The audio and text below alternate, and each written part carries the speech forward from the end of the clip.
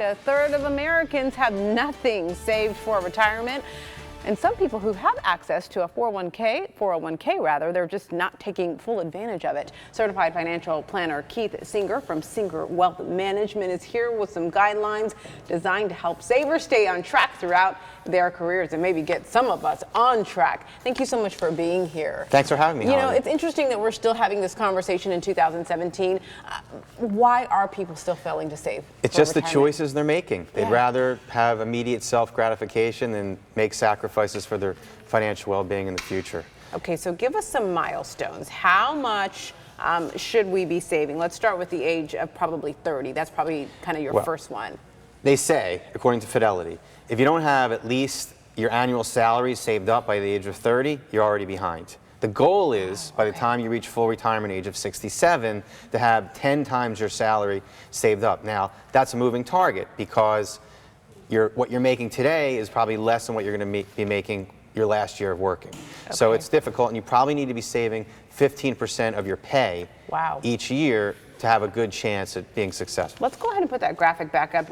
Again, by the time you're 30, if we can put that up, that is your first annual salary, kind of your first year.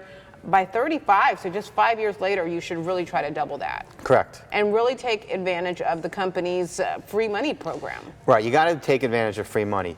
1 in 5 workers don't even take advantage of that. If you have a job and you have a 401k, most employers offer what's called a match. If you try to contribute for yourself, they'll match it. And 1 out of 5 workers aren't even taking the free money. They just aren't doing that. Right.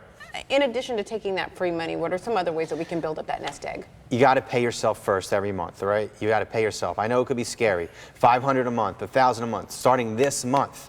But at the end of the year, you say, yeah, I was scared, but we made it work. Now I have a pile of money saved up, and the next time I get a raise, I'm going to increase that instead of increasing my lifestyle. Okay. And by doing that, it helps you cut down on frivolous expenditures, right? Because if you don't have that extra money in the bank, you won't blow it going out to dinner extra or going on an extra vacation. I know it's nice to do all those things, but you have to balance your life today versus your life in the future. So it requires discipline and then thinking long term. Absolutely. Now, for folks who are kind of close to that retirement age, they're now starting to look at what they have and they say, I don't have enough. We're seeing a lot of people return to the workforce or even stay. What can they do? Do they have any options? Well, you have to play catch up, okay?